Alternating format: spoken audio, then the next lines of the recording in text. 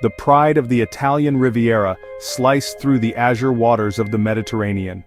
The Stella Maris was a marvel of modern engineering, a floating palace that promised luxury and adventure to all who boarded her.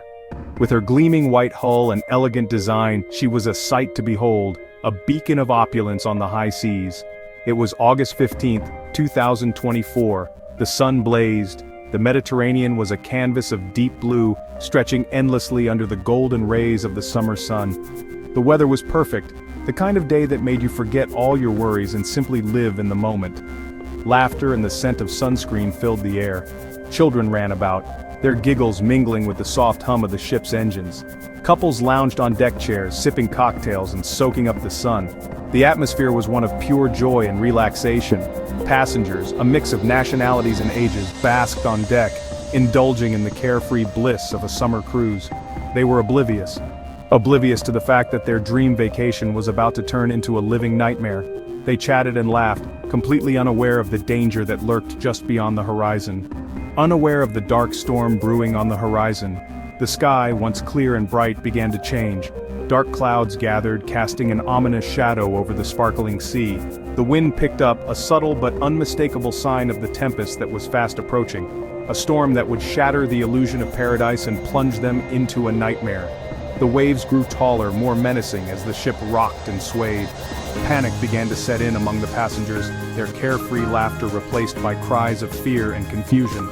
Among the merrymakers, a group of 10, their faces hidden behind sunglasses and smiles, moved with practiced ease. They blended in seamlessly, their actions calculated and precise. To the untrained eye, they were just another group of tourists enjoying the cruise.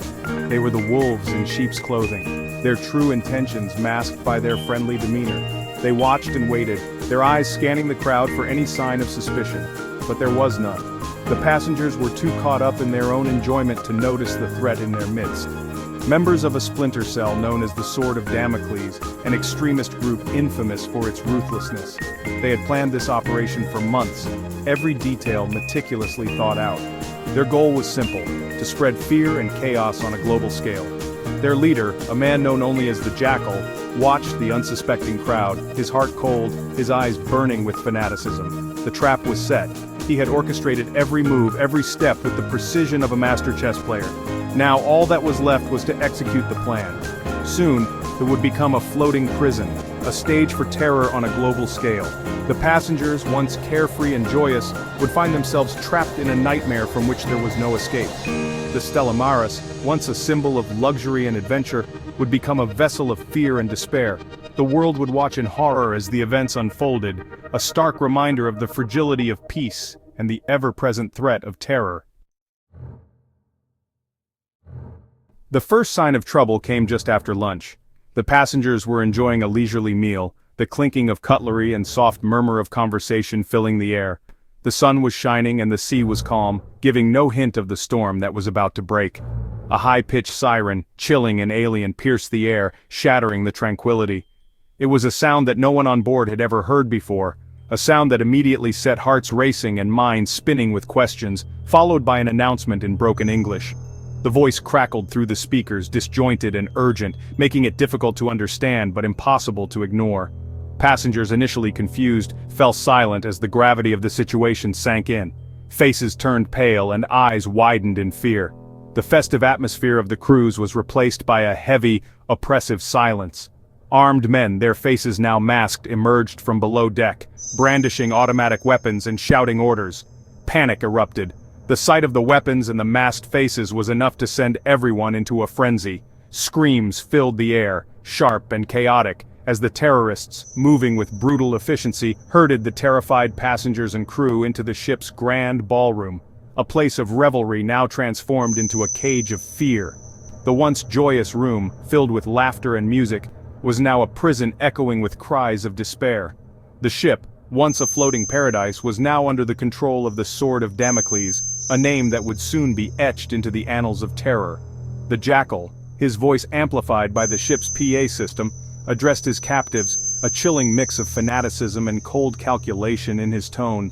His words were deliberate, each one chosen to instill fear and assert dominance. He spoke of injustice, of vengeance, of a world held hostage to fear. His rhetoric was fiery, designed to inflame and intimidate, painting a picture of a world on the brink of chaos. His words, translated into a dozen languages, sent a shiver down the spines of world leaders. In capitals around the globe, the news of the hijacking spread like wildfire, causing panic and uncertainty. This was not just a hijacking, it was a statement, a bold declaration of power and intent. The terrorists wanted the world to know that they were capable of striking anywhere, at any time. It was a spectacle, a terrifying display of power designed to send a message. The hostages, their faces etched with fear, were pawns in a deadly game, their lives hanging in the balance as the world watched in horror. Time seemed to stretch and warp, each second feeling like an eternity. The passengers and crew, huddled together in the grand ballroom, could do nothing but wait, their fate in the hands of their captors. News of the hijacking dominated the airwaves, with every major network providing round-the-clock coverage. Experts speculated on the terrorists' demands. Governments scrambled to respond, and families of the hostages watched in helpless agony. Meanwhile, military forces around the world were put on high alert. Special operations teams were briefed, and plans were drawn up for a possible rescue mission. The stakes were high and the margin for error was slim. For the hostages, every moment was a struggle to maintain hope. Tears flowed freely, and whispered prayers filled the air. They clung to the hope that help would come, that they would see their loved ones again. As the sun set over the ocean, casting long shadows across the ship, a sense of foreboding settled over everyone. The night promised to be long and filled with uncertainty, as the world held its breath, waiting for the next move in this deadly game of cat and mouse. News of the hijacking spread like wildfire, igniting a firestorm on social media and sending shockwaves through the international community. In Rome, the Italian Prime Minister, Marco Rossi, assembled his crisis team. Tension crackled in the air as they watched the live newsfeed, their faces grim. The Jackal's demands were steep, non-negotiable. The release of 15 high-profile prisoners from facilities across Europe and the Middle East, and a hefty ransom to be paid in untraceable cryptocurrency. Failure to comply, he warned, would have catastrophic consequences. As hours turned into an agonizing wait, the world watched with bated breath. Negotiations began, a tense dance on a razor's edge between the Italian government and the hijackers. Every word mattered, every minute a precious commodity. On board the passengers and crew endured the suffocating heat, the gnawing hunger, and the ever-present fear. Hope, however, flickered amidst the despair. Hope that they would not become pawns in a deadly game of global chess. Hostages, faces of fear and defiance. In the midst of a serene cruise, a sudden storm of terror had descended, transforming a floating paradise into a vessel of dread. The faces of the hostages told a story of fear and defiance, a narrative etched in the lines of their expressions. Among the hostages were Maria and Antonio, a young Italian couple celebrating their honeymoon. Their dreams of a blissful escape had been shattered, replaced by a grim reality that neither had anticipated. Fear had cemented their hands together, their eyes reflecting the shared terror of the unknown. Every glance they exchanged was a silent promise to stay strong for each other, to survive this ordeal together. Then there was Daniel, a retired American schoolteacher traveling solo. His calm demeanor amidst the chaos was a beacon of hope for those around him. His years of experience in guiding young minds seemed to have prepared him for this moment, where his composed presence offered a semblance of stability. And young Sofia, a 10-year-old prodigy violinist, who, in a moment of inspired defiance, began to play her instrument. The hauntingly beautiful strains of Vivaldi filled the tense silence, a stark contrast to the fear that gripped everyone. The terrorists, surprised by this unexpected act of courage, were momentarily disarmed. Their hardened expressions softened, if only for a fleeting moment, as the music reached their ears. Music, the universal language, had pierced the veil of fear, reminding them of their shared humanity. It was a powerful reminder that even in the darkest of times, beauty and courage could still shine through. But the Jackal, ever vigilant, quickly regained control. His voice, cold and menacing, cut through the music like a knife, reasserting his dominance over the situation. The brief moment of respite was over, and the hostages were once again plunged into the harsh reality of their predicament. Yet Sofia's courage had planted a seed, a spark of resistance in the hearts of the hostages. Her music had reminded them of their own strength, their own capacity for defiance. They were no longer just victims, they were individuals with stories, with wills of iron. They were no longer faceless victims, but individuals, each with their own story, their own will to survive. The atmosphere had shifted. A new resolve had taken root. The hostages, once paralyzed by fear, now found a glimmer of hope and determination within themselves.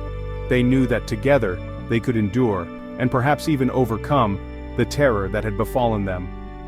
Maria and Antonio, their hands still tightly clasped, exchanged a look of steely determination. They were not just fighting for their own survival, but for the future they had dreamed of together. Daniel, ever the teacher, began to comfort those around him, offering words of encouragement and wisdom. His calm presence was a balm to the frayed nerves of his fellow hostages. And Sofia, with her violin, continued to play, her music now a symbol of resilience and hope. Each note she played was a defiant stand against the terror that sought to engulf them. The hostages began to band together, their shared ordeal forging a bond of solidarity. They were no longer isolated individuals, but a united front, ready to face whatever came next with courage and determination. The Jackal, observing this newfound unity, knew that his control was slipping. The seeds of resistance had been sown, and he could see the determination in their eyes. The battle was far from over, but the hostages had found their strength, and they were ready to fight for their freedom. In the faces of fear and defiance, a new story was being written. A story of courage, of unity, and of the unbreakable human spirit. The hostages, once gripped by terror, now looked towards the future with hope, ready to reclaim their lives and their freedom. Whispers of hope, the rescue plan. Meanwhile, on the mainland, a daring rescue operation was taking shape. A team of elite Italian special forces known as the COMSUBIN was being assembled. These were the best of the best, highly trained and experienced in maritime counter-terrorism. Their mission, fraught with danger, was to infiltrate the undetected and neutralize the terrorists, while ensuring the safety of the hostages. Every scenario was meticulously planned, every detail scrutinized. Leading the operation was Captain Alessandro Ricci, a seasoned veteran with nerves of steel and an unwavering commitment to protecting innocent lives. He studied the blueprints of the, memorizing every corridor, every room, every potential point of conflict. The stakes were incredibly high, the margin for error razor thin. Failure was not an option.